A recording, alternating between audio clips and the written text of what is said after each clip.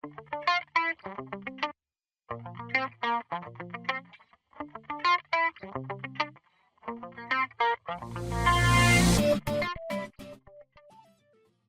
en esta ocasión vamos a hablar sobre análisis sintáctico en compiladores.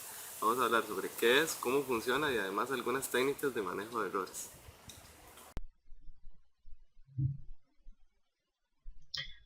Buenas, como mencioné anteriormente voy a hablar sobre análisis sintáctico.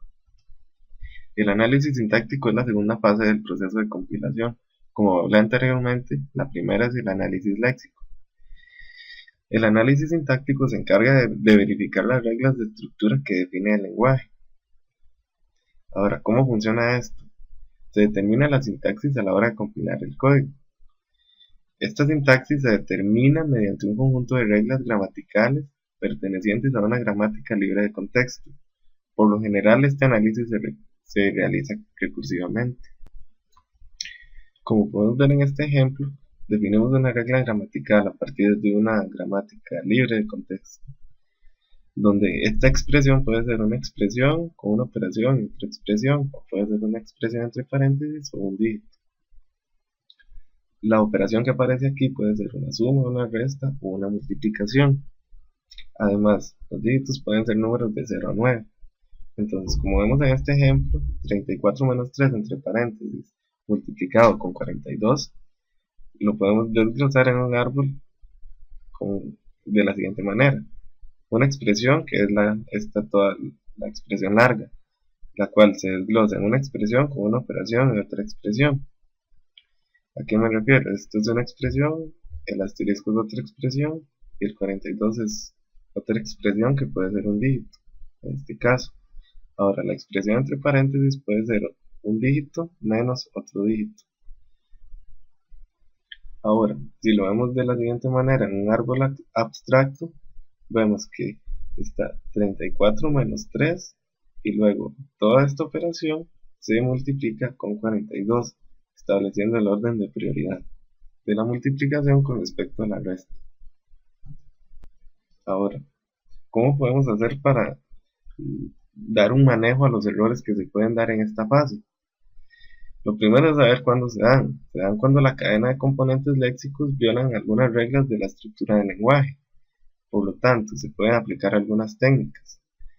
Entre ellas, las más populares están ignorar el problema. Esto significa que cuando encuentra un problema, continúa en la línea hasta encontrar un carácter bien reconocido, como es un punto y coma o un end, dependiendo del lenguaje, son los más populares.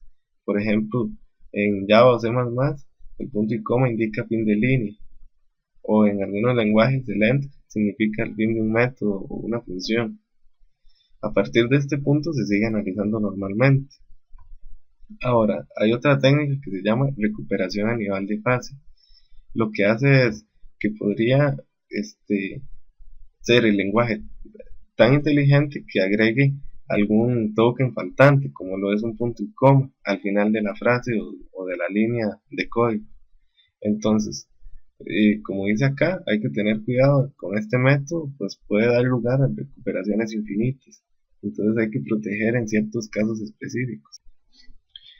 Existen otras como son las reglas de producción adicionales para el control de errores, las cuales lo que hacen es reconocer los errores más comunes en los programadores y realizar rutinas de recuperación adaptadas a ese tipo de casos más comunes cometidos por los programadores. Ahora está la corrección global, la cual dice que dada una secuencia completa de tokens a ser reconocida, si hay algún error que no se puede reconocer, entonces se trata de encontrar la secuencia más completa que sí se pueda reconocer. Entonces, en sí el analizador sintáctico pide toda la secuencia de tokens al analizador léxico y entonces devuelve la secuencia más parecida a la cadena de entrada, pero ya sin errores. Entonces así es como se trata de reconocer o de corregir este error. Espero que les haya gustado y muchísimas gracias por su atención.